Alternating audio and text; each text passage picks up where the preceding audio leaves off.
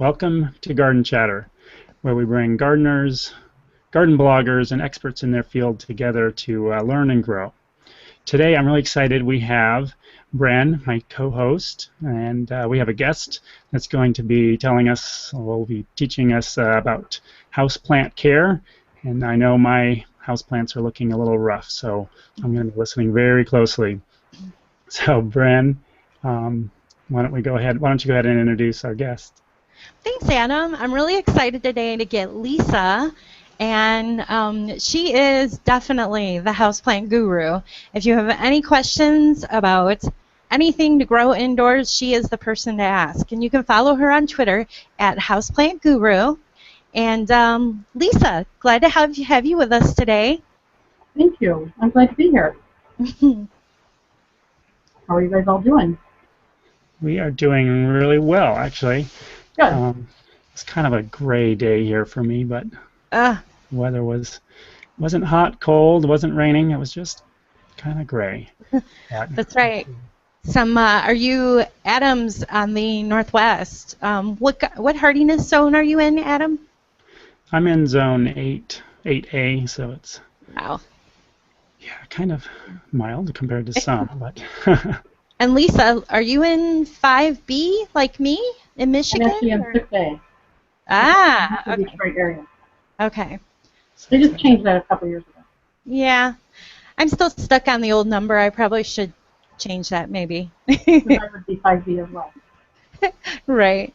Well, Lisa, I was wondering, how did you get started with, you have quite a collection of houseplants all around your house. In fact, right behind your head, I could see some peeking by. I was wondering if you could tell us a little bit about the story of, I don't know if you had houseplants, growing up, or maybe you could tell us a little bit how that came to be. Well, I didn't have a lot of houseplants, and my mom had her fern, of which I have a piece. She's had it since 1957. She got it as a wedding gift, or as a shower gift from my great-grandmother. And she took care of it like it was her baby. And then my grandmother, on my dad's side, my paternal grandmother, had violets on her windowsill, which I have put on Facebook, and she had amaryllis and ferns, and I have one of her ferns. So I don't know, it just came about naturally. I love plants. So I was wondering, I have a little quick slideshow here of a few plants that you had. I wondered if you could just tell us about them. So I was going to go ahead and share the screen over here and tell us a little bit about what's happening on those. I forgot which ones I sent you. Oops. You want me? Okay. So I see an African violet. Yeah, let me go ahead and grab the screen here. Still practicing this screen share. There we go. Okay. I see an African violet. I love African violets. My grandma had many of them, and I'm in 2 African violet clubs here in the Metro Detroit area. I love them. I don't call them grandma's plants because grandma would die to have plants like this. They just kind of had a few cultivars when she was raising them. So I love them. I have a lot of them. And then I was wondering about is this? It looks like a poinsettia. I love poinsettias. I used to not like them. I used to think they were old-fashioned and just red and yuck. But I have learned to love them. There's so many different cultivars now in different colors. I get my mom an orange one because they paint them. They paint them purple, they paint them blue, orange, pink. Well, they have pink ones. So it's amazing what they can do with poinsettias now, and I've really learned to love them. I was wondering, with the poinsettias, do you take them outside during the summer, or are they, and then bring them back, or how do you? I do not take. The only thing I take outside are my hibiscus and I have a big Ixora, Flame of the Jungle, that I take out, a big standard. But otherwise, I don't take houseplants out. I have too many. It would take too long, and I think they're called houseplants for a reason. I don't want to bring everything back in. that comes in with them. That's right. You can bring stuff back. So what about this one? This is the air plant. This is a Tillandsia ionantha. Tillandsias or air plants are the new hot plant that is everybody's raving over. And what's nice about them is that they bridge the generation gap. I have older 20-year-old. They love them. Their friends love them. My daughter gave them to all her office workers for Christmas last year. And so it's something that we can really get the young kids involved in. To me, they're young, and also the older generation, like us. We're the older generation now. Succulent, or is it a little bit different? It is not a succulent. It's a bromeliad, like a pineapple, and so it really doesn't grow in air. It really does need to be. You need to soak it once a week, and they say or mist it, but that's really an and. You need to soak it once a week, and you can mist it if you want. It really likes high humidity. Grows on trees in Florida. Spanish moss is also a Tillandsia. It's a living. I don't know if people know that it's a living plant. Spanish mosses, and so they're not really air plants. I think they call it that because they don't need soil. They grow on the trees. They're epiphytic, but they do need water. So. Those are super popular right now, and I'm noticing, a lot of my local small mom and pop garden centers are having open houses already for Christmas and the holiday, and I'm seeing a lot of the little globes with these air plants in them. There's no soil. Would that be an ideal plant to give anybody? I think so. Like I said, my daughter has one in her office at work, and then in a little globe, and then she bought them from me. I made her pay full price. No, and then she bought them for all her friends that she exchanged this gift with at work, and they all have them hanging at their desk. Oh, very cool. I think it's great. I think anybody would like them. Yeah. So basically, to water these, you just it just needs a little misting, correct? No, it needs to be soaked in water once a week. Okay. And then you can mist it if you want. Okay. But it definitely needs to be soaked in water. I Okay. soak mine like once a week. I leave them there about a half an hour. I drain them upside down. That's very important. You have to drain them upside down, otherwise they'll rot because they naturally grow about at a 45-degree angle, on trees. So they don't want to be stood straight up to dry because the water will stay in them and they'll rot. Okay. I've done that many times. Very cool. So, Lisa, I was just wondering, how do you actually water this one then? I mean, I just throw the whole thing in the water. And then pick it up and turn it sort of upside down to drain out, or how does that work? I kind of lean it up against something, so the shell, because it's glued to the shell. And don't use hot glue. A lot of people use hot glue. Plants and hot glue are not friends. No. All right, well, let's take a look at our next one here. So. Wow. Yes. I call this, in my blog post, it's called My Hairy Old Man. It's an old man cactus, and I'm just a hairy old man, and I just love it. There's a whole bunch of different varieties, and to me, it's amazing. Those are actually not the spines like you think of, that you get poked by, but the spines that you get poked by are underneath there. These are like they're still spines, but they're soft, and you can actually wash them and brush them if you want to, if they get dusty. You actually answered my question. I was going to ask if there was any thorns hiding under there. There are. If you look on my blog post, we can kind of see one at the top. It's kind of they're more yellow, and it's up at the top, and you can see it. But yeah, they're very sticky underneath there. And the reason they grow those is for sunscreen. Oh, that makes sense. They don't get burnt. Oh, okay. They grow their own sunscreen. And then what about this? This one looks like it's hanging. Actually, it's not. It's sitting on a plant stand, but it's a rabbit foot fern, and those are rhizomes, and they're hairy, kind of furry, and they wrap around. If I let them, a lot of people do buy them in hanging pots, and they will grow around the pot. They'll completely cover the pot. I love them. They're very cool. Kids like them. They're interesting. Mm-hmm. My sister-in-law thought it was a tarantula. She turned around and she was eating dinner here, and she turned around and saw that and just had a heart attack. It does kind of look like a tarantula lake. That would never be at my house. Thank you. Plants, no tarantula. I live in Michigan. I come down. You can go ahead and set to the side. We have a couple viewers that, if they wanted to, could leave a comment or question. If you look on the top, you have to, first of all, make sure that you go ahead and click through so you're part of the conversation. If you're just watching the video just as a feed, then you don't get to leave questions or comments. But if you join the conversation as an audience member, you can look up in the top right of your screen, and there's a little box to click. And then you can leave us a comment or question. Just give us a shout out, who you are, what you're up to. That'd be great. I had a tweet from a Lauren come in, and she's just really having a hard time growing houseplants, just period. She calls herself the Grim Reaper. Oh, geez. And so she's looking for a plant that you think that is pretty much indestructible. What is there an easy plant you would recommend? I guess it would depend on how much light she had and how much time she wants to devote. But I think any time, like a heart-shaped philodendron, any philodendrons are, I think, pretty easy.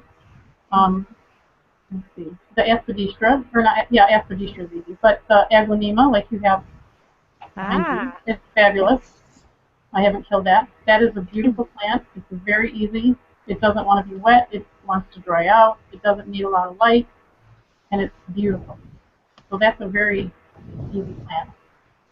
Okay. Definitely philodendrons, I'm thinking. Dracenias are easy. Like the corn plant is a Dracaenia. Okay. The tea plant, you know, everybody, the lucky bamboo is really a Dracaenia. Ah. That's easy. It just needs water. That's all it needs is water. So there's a lot of, you know, just depending on the light you have and the amount of time you want to devote, there's a lot of plants out there. There's a plant out there for every house. I believe that. Sure. In any color thumb. I'm horrible with names. What do you call this one again? That's an aglaonema, or Chinese evergreen is the common name. Oh, Chinese evergreen. I can remember that. Yeah. This one caught my eye because I really love those crotons. I know I probably slaughtered that, didn't I? No, that's right. Croton. There you go. Yeah. And I bring them home. They're beautiful, and I don't know what I do wrong, but I think that I just don't keep it moist enough, the soil. So all the leaves fall, right? Right. Crotons, if they get too dried out, yes, their leaves are. But this beauty. Oh, I've never had that. I know what those are from my greenhouse. But I just love this plant because, I mean, it's kind of similar. It's just got a real vibrant looking leaf, you know. Yeah. And it has color, and it doesn't need the amount of sun that a croton needs, or the amount of water. Okay. If you give it the same amount of water you gave a croton, it would die. Ah, okay. Like so I can do that. Keep it dry, and so thank you. But don't keep it overly moist either. Okay. And you don't have to give it near the amount of light. Ah, okay. Yeah. Lisa, I have a few house plants, but I just moved some into kind of a little bit darker location, and I don't know if I want to try to set up too much light. And I was wondering if you have some suggestions on some plants that would be good for lower light situations. Well, the philodendrons that I mentioned will take quite a large, low light, like the heart-shaped philodendron. Dracenias, some of like the corn plant, anything that has variegation is going to need more light than something that doesn't have variegation. So if you like variegated plants and you don't have a lot of light, unless you can find an aglaonema, like the one Brent just showed, that will take pretty low light. But if you want a variegated plant that has some white in it, and you don't have a lot of light, steer clear. So anything that's got a darker leaf is better. What else is there? Oh, the aspidistra, that's a cast iron plant. Sometimes those aren't the easiest to find, but they are definitely low light. A lot of people think that snake plants are low light, but this is Sansevieria, mother-in-law's tongue, and they will tolerate low light for a while, but then they're going to start, you know, not looking so great. Sure. They really, grow in Africa, they would like a lot of light. And when they have a lot of light, they're stunning. But they will keep it for quite a long time. Some of the pothos, I can't think of the common name. Pothos, I guess, is the common name. Like marble queen or um, some of those. It looks like a philodendron. The other plant that looks like a philodendron, that will take a lot of low light. That's just really more right now. It's happening like that. So is this plant right here that I've just about killed, is this a philodendron? I think it is a philodendron of some Yeah, I sort. think It's hard to tell. it is. Actually, it had a big part growing down that I cut off, and so anyway, yeah, it's looking pretty sad, but It's it's okay. not dead. As long as you, still cleaning the air in your home, whether it's almost alive or almost dead. Is there any like new growth on that at all? Well, it shouldn't have any really new growth until spring. But did it Okay. grow this year at all? Oh yeah, it was growing, but maybe I'll just repot it or separate it out. And I think we have another one just like it that I think this was something that just kind of got stuck into the pot to see how it would do, and a little bit neglected. That's a really good subject though with the soil. Are there different types of soils that you may use for different types of houseplants? Definitely. I mix my own soils, but if you were to go to the store, you would find like a cactus soil, a palm soil, an African violet soil, and then I call it an all-purpose soil. So I still think that most of those soils are too heavy for most plants. They're too dense. Is that a good word? They need more aeration. So I add, if I were to go buy an African violet soil, I would add a third of I would have a third of African violet soil, a third of perlite, and a third of vermiculite, and mix them all together to make it have more aeration. The plants need oxygen at their roots. And then the cactus soil, definitely a lot of perlite, not so much vermiculite, and then a coarser. I use a coarser soil than I do for the African violet. Okay. So even if I were to buy the cactus soil at the store, I would add perlite to it. And then Lisa, the all-purpose, I kind of mix them all together.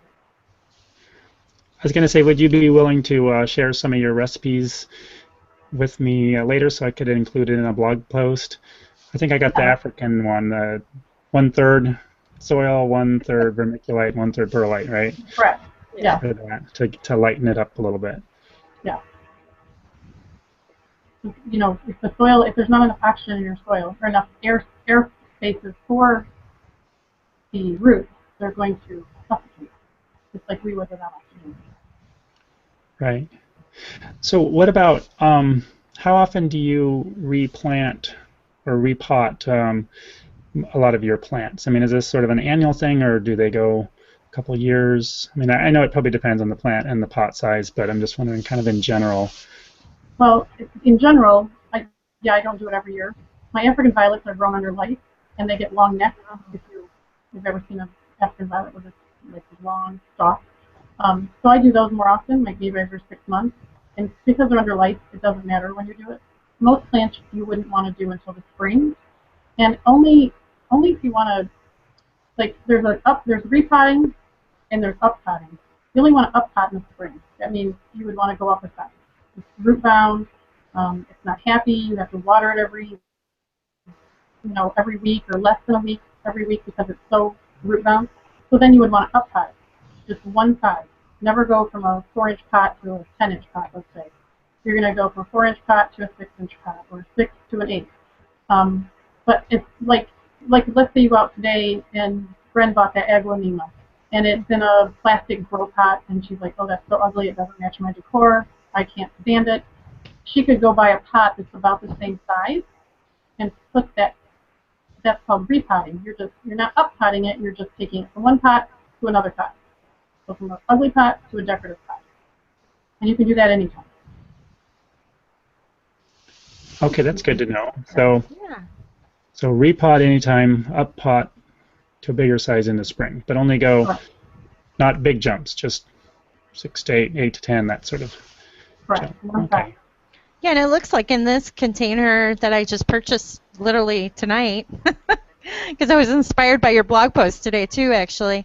It looks like they use like it's like a peat moss and a soil and maybe some perlite in there, perlite. Right. So it'd just be your basic potting mix is what that looks like to me. Right. What do you think? Yeah, and Yeah. it's okay to, you're just going to put that in another pot. But a lot of times, like especially with African violet, the soil that you get it in is so much peat, and sometimes I think it's just solid peat.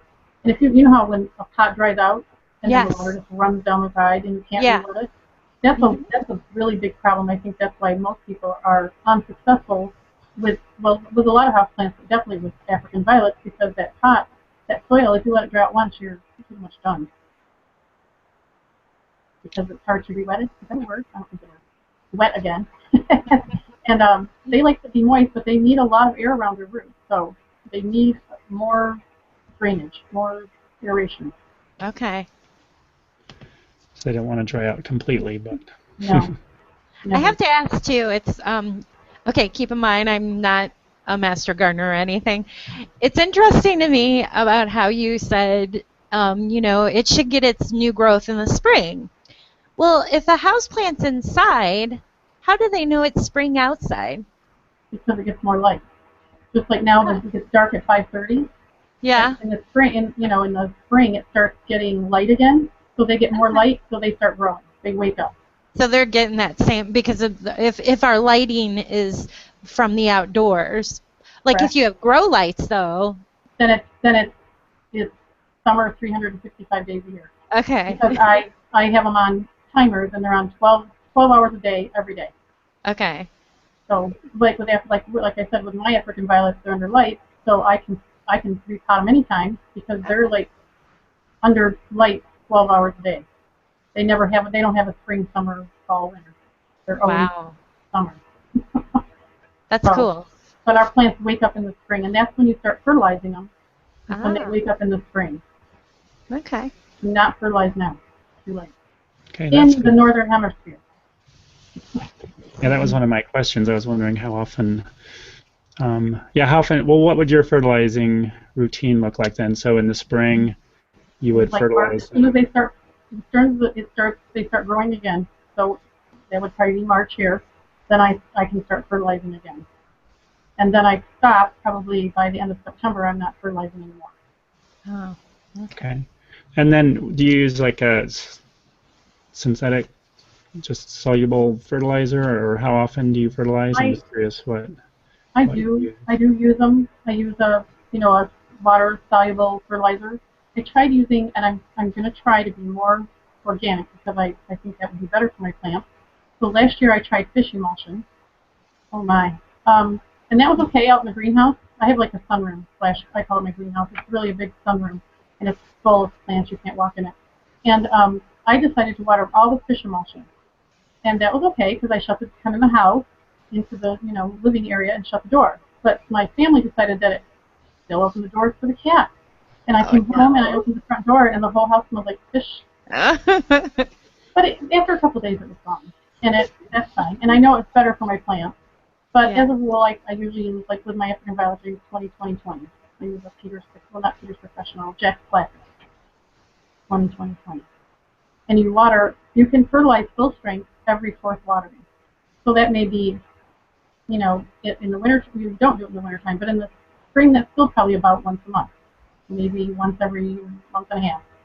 And then, or you can water 1/4 strength fertilizer every time you want. Totally up to you. Okay, so you're watering, usually during the spring and the summer, you're watering your plants once every week or every 10 days. So every fourth watering could be the full strength fertilizer or quarter strength every time. Okay. Sounds good. Well, I was wondering, are there any plants that you're really excited about right now? Any new acquisitions or anything, Lisa?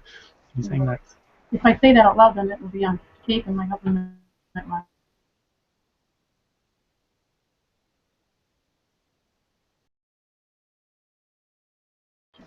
No one really takes me anywhere by plants.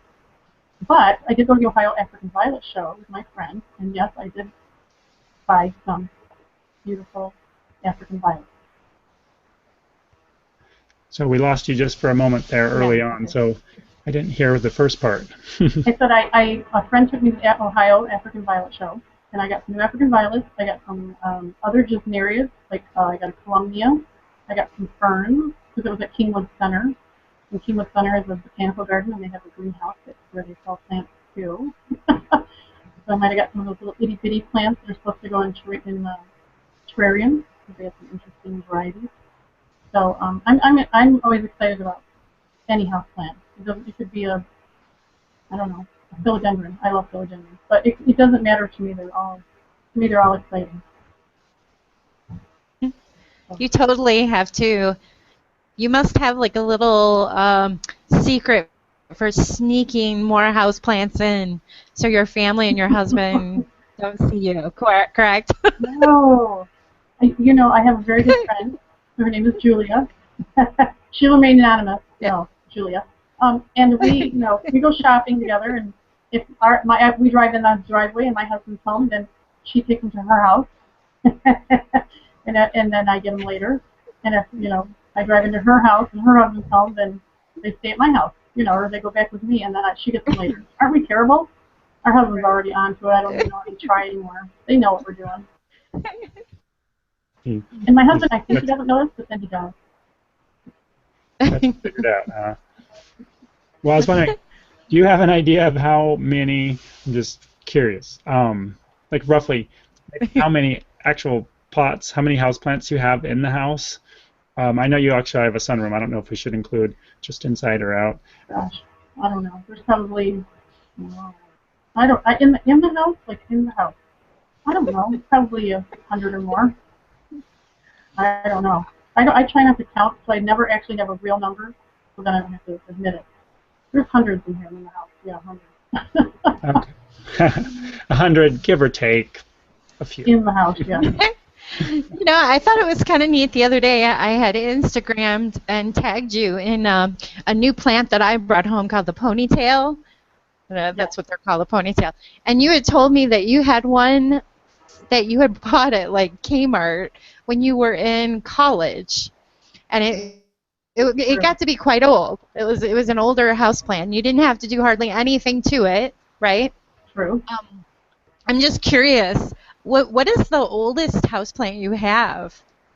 Well, the oldest one in my possession is that one, because I've had it for since 1980 something.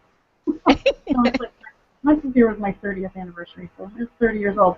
But my fern that's in the front window, and I would only buy a house that faces some good east window. So that's the best. To me, that's the best light for houseplant. For my begonias, my ferns. I haven't.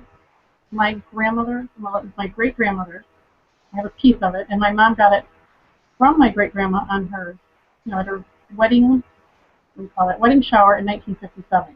Wow. So who knows? I don't know how long before that great grandma had it. So it's it's really old, at least 50 years old. So I've had it for 30 years, and it's still in the front window. So. And the ponytail palm started out in a 2-inch pot, and now it's probably in a, I don't know, 10, 12-inch pot. Wow. That's a great tradition. I know you have daughters. Has any of them picked up on houseplants at all, or any interests? Yeah. They won't admit it. But my daughter, when she moved into her apartment, she's almost 30. And she has like 5 houseplants. Wow. And my other daughter always has houseplants. She has her bathroom window closed, her bedroom window. Yeah, she's shown me that. So yes, they like it. But we're in the nursery industry, so they have to like plants. It's just they make fun of people, not make fun, but critique people's landscapes. So because that's what we do. We drive around and look at that landscape or whatever. So they picked up on that. It's in their blood. That's awesome. I was wondering if you have any sites that you would suggest if if there's a particularly good resource on a website or maybe a book that's sort of the houseplant Bible of books or website. Is there anything you could suggest? Certainly, we'll check out your um, Plant Guru, Houseplant Guru blog that you have. Well, I think the books that I like the most are by I'm in touch with him on email. I'm so excited. Alvin McDonald, any of his books. He wrote Plants Are Therapy, which I love, and The New House Plant, The World Book of House Plants. Any books by Toma Martin, which I know she just announced on her um, Facebook page the other day that she is coming out with another new houseplant book next year, and I'm excited about that. Her books are amazing. And websites, I just kind of like look around. I love Glass House Works. They sell houseplants, but they describe them very well. Logi's Greenhouse.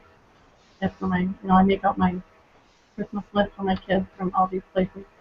They're like, Mom, you don't need any more plants. I go, it's Christmas. I can have whatever I want. You didn't need any more toys either, but you got them. Heard about fair play. So other than that, I can't. And when you look online, I always look at sites that are from universities. Mm-hmm. I don't, I try to get, if I have a question, I always go, I Google it, and then I always look at the university site because they've done tests on plants and they've done research, so I trust it. Yeah, that's good advice, Brennan. I recommend that too. Mm-hmm. There's just so many great resources at the university extension sites and all of that. Bren, did you want to do a little shout out for your new project you have going on? Keep checking. I know you see my eyeballs go down, but you know how I am with the social media. I'm just checking for any questions and. I had to turn my phone off. Oh, I know. It was making noises. Actually, you can. Lisa has kind of experimented a little bit, or has tried out the new Garden Chat forum that's available at connectsharegrow.com. There's a little button at the top for forums, and we just invite everybody, another addition to Garden Chat, to come on and ask any questions you may have. There's actually a houseplant section under gardening, and I know Lisa will look at it. If not, I will be tweeting her, asking her to look at it if you have any questions about houseplants. So, yeah. Sounds good. We'll definitely have to get some conversations going on your new forum over there. That'll be fun. Well, next week I have been in communication with the general manager at Brent and Becky's Bulbs, and I think we have them scheduled for next Tuesday, and so we'll be talking bulbs next week. So come and join us for that. And just wanted to thank you again, Lisa, for coming on. I was wondering, I'd love to get some more photos of some of your, just your favorite collections and different locations of your houseplants that I could post on a blog post so that everyone can take a look at them if that's all right. Whatever you'd like to share, that would be really wonderful. Okay, that sounds good to me. I'm always willing to talk or share houseplants with anybody. Very good. And your website shows that you have the most amazing photographs. You not only take photographs of the houseplants you have growing in your home, you take pictures at garden centers, you take pictures at the shows, at conservatories, everywhere. It's just gorgeous. People need to come to houseplantguru.blogspot.com. Right? Yeah, thank you. I love going to conservatories. Yeah, if you don't have houseplants at your own home, or go to the garden center, get some, number one. But conservatories are a great place to go look and see what you like. Because they have so many things there. I had one other thought earlier that I just wanted to catch up with you about. I was just wondering about filtration and air quality. If you have any thoughts about that with houseplants. Now, that's probably not the reason that you have houseplants, but I was wondering if you've gone into some research or noticed that your air is really nice in the house. Well, I think so, but I tell my husband we have the cleanest air in the whole, state of Michigan. Houseplants clean your air. They make you happy. they lower your blood pressure. I tell them we have low blood pressure, here. We have clean air. We're happy, happy, happy, happy. He's like, oh, yeah. But yeah, I think so. I've read that book, what is it, by Dr. Wolverton, the NASA scientist. Oh my gosh, it escapes me now, but he has two books out. Plants Why You Can't Live Without Them, and the other one is How to Grow Fresh Air. I love those. Huh. Yeah. How to grow fresh air. I'll Yeah. have to check that out. Well, I definitely need a few more houseplants. I have, or I need to take care of the ones I have a little bit. Well, me too. I really, if I took care of everything that I had, that would take me forever. I don't really need any more. But oh man, my daughter heard that one. She's gonna use that against me. Uh-oh. Yeah. Can't have enough plants. That's my motto. That's right. Cool. Well, I think we'll go ahead and wrap with that. And thank you so much for joining us on Garden Chatter again, Lisa. Really appreciate Thank you very much for having me. All right. Good night, everyone. Thank you, Adam. Thanks, Lisa. Thank Thanks. you.